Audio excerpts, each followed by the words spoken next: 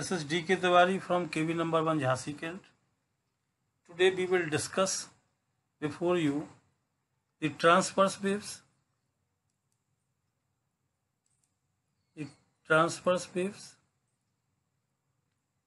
and longitudinal waves. We will also come to know about the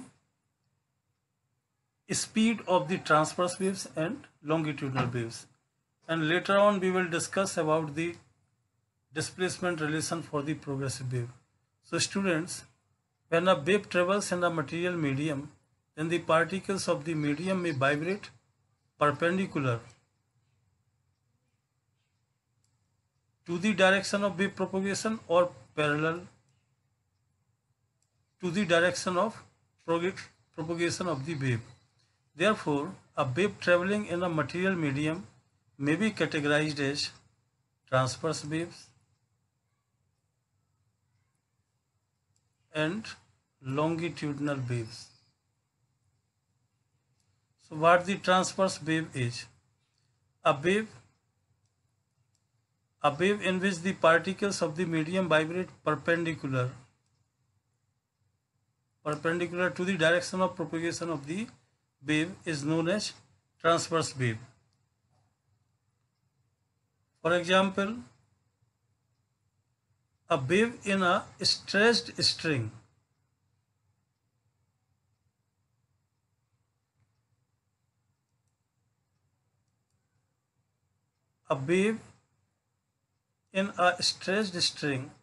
and electromagnetic waves. These are also the transverse waves. Electromagnetic waves like radio waves, microwaves, infrared radiation, UV rays, etc. etc. So transverse wave travels in a medium in the form of crests and troughs. It is important to note that transverse waves can propagate only in solids and on the surface of the liquids. They cannot be propagated through the gases. Now what the longitudinal wave is? Longitudinal waves are the waves in which the displacement of the particle is in the same direction as or the opposite direction to the direction of the propagation of the wave. Mechanical longitudinal waves are also called compressional or compression waves.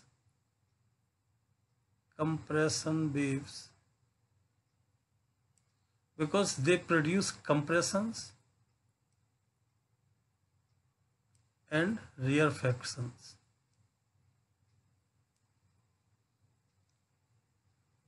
When traveling through a medium. So this was about the transverse waves and longitudinal waves. Now we will see the formula for speed of transverse wave on a stretched string. As I said earlier, that the transverse waves may produce on a stretched string. So the speed of the transverse wave on a stretched string, to find out it, let the speed of the transverse wave on a string which is determined by the two factors linear mass density m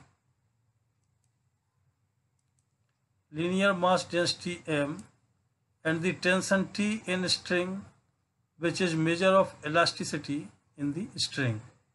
So these are the two factors, linear mass density and tension linear mass density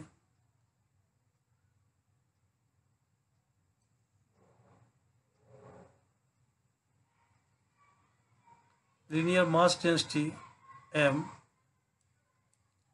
and the tension T in string, which is measure of elasticity in the string. So students, dimension of the ratio T by M, the dimensions of the ratio T by M is, T means tension, tension means a force, and the dimension, we all know dimension of the force is, dimension of the force are MLT minus 2. So dimension of tension are MLT minus 2 upon M. M is the linear mass density, means mass per unit length. So its dimensions are ML inverse. So this comes out to be L square T square. L square T minus 2. L square T minus 2. So as the velocity V has the dimension LT inverse, LT minus 1. So V is equal to C square root of T by M. And since dimensional constant C is found to be unit, so the speed of the transverse wave on a stretched string is given by B is equal to square root of T by M, square root of T by M. This is the formula for the transverse waves, velocity of the transverse wave in a stretched string. Now, speed of the transverse waves in a solid is given by square root of eta by rho, where eta is the modulus of rigidity of the solid and rho is the density. So these are the two formulae for the velocity of the transverse wave. V is equal to root T by M. This is the velocity of the transverse wave on a stretched string, and V is equal to square root of eta by rho. This is the velocity for the transverse wave in solid. Now we come on the speed of longitudinal wave in a liquid or gas. Speed of longitudinal wave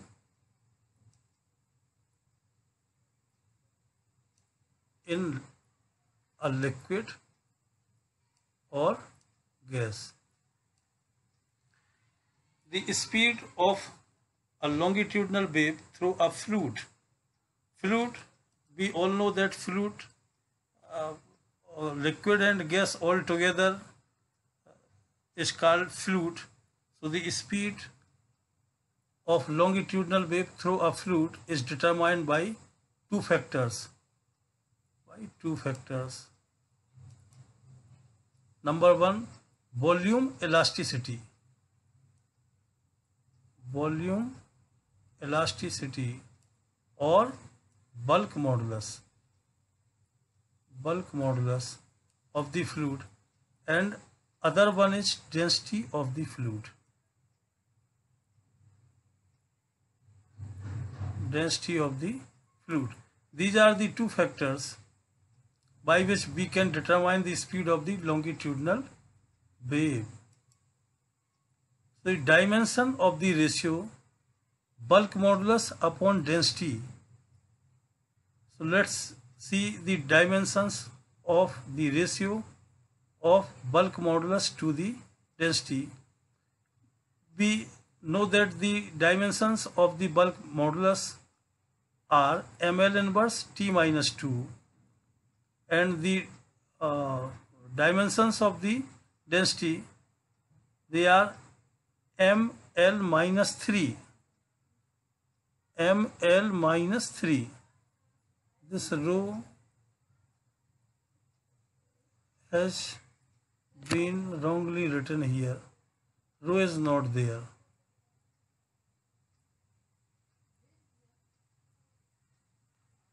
The density dimensions of the density are ml minus 3. Just let me delete it. Yes. So the dimensions of the ratio k upon rho are ml inverse t minus 2 whole upon, in place of rho the dimensions are ml minus 3, so it comes out to be L square t minus 2. L square t minus 2. And as we know that the dimension of the speed are LT inverse. So the dimensions of the ratio k by rho, they are L square t minus 1, means square of the LT minus 1. So the speed V can be expressed as V is equal to C square root of k by rho. And this constant, dimensional constant C is found to be unit. So the formula for the velocity of the or speed of the longitudinal wave is V is equal to square root of bulk modulus upon density. This is the formula for the speed of longitudinal wave in fluid. And speed of the longitudinal wave in a solid rod. Students, as I said earlier, that the transverse wave may produce only in the stressed string or on the surface of the liquids. They cannot be produced in solids, but longitudinal waves may be produced in solid, liquid and gases.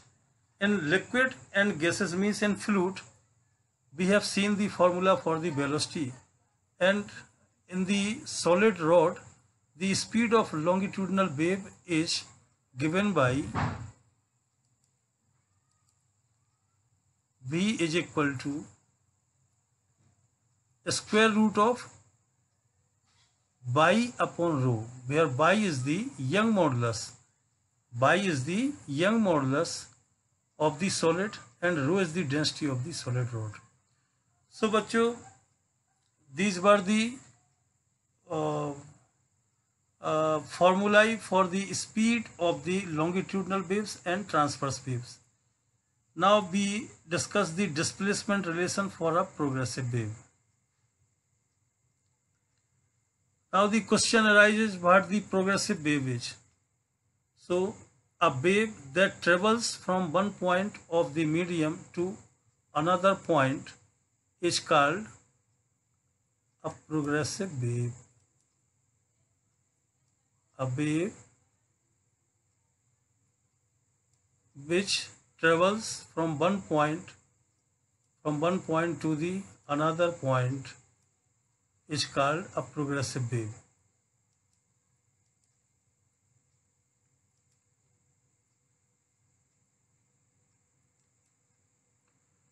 As shown in the figure, suppose a wave starts from the origin O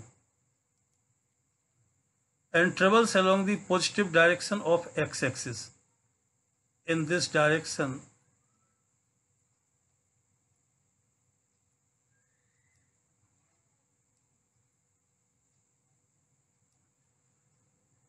as shown in this figure, suppose a wave starts from origin O and travels along the positive direction of x-axis with speed v.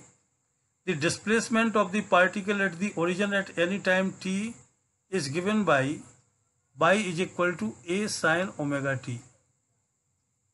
You might have learned this thing in class 11th.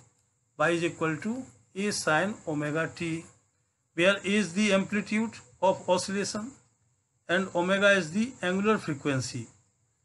So if phi is the phase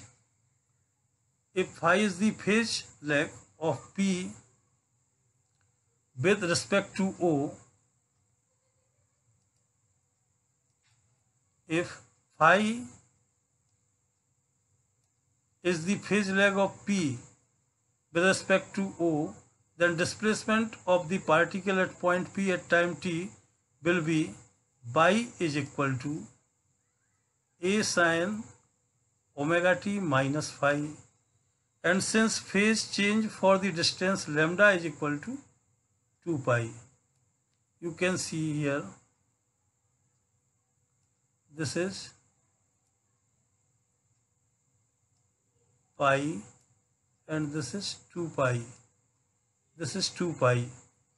So for the distance lambda,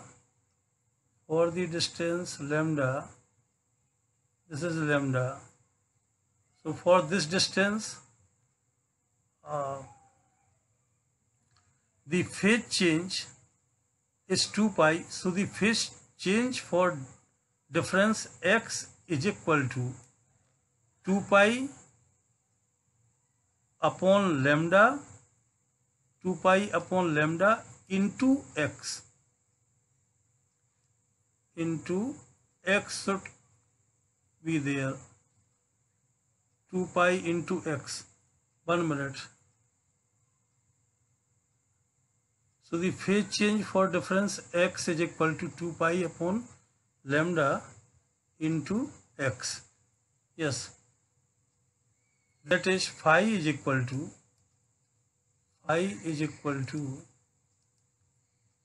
2 pi by lambda into x. And 2 pi upon lambda is the constant known as propagation constant k. So we can write 2 pi upon lambda as k, propagation constant. So phase change phi is equal to kx, where k is equal to 2 pi upon lambda is called propagation constant. So the formula for the displacement now comes to be y is equal to A sin omega t minus kx. So this is the displacement formula for the progressive wave. If the wave travels along the negative direction of the x-axis, so the displacement formula becomes y is equal to A sin omega t plus kx. So thank you very much, students. This was all about the longitudinal wave, transverse waves, the formula for the speed of the longitudinal wave and transverse wave, and displacement relation for the progressive wave. Thank you very much.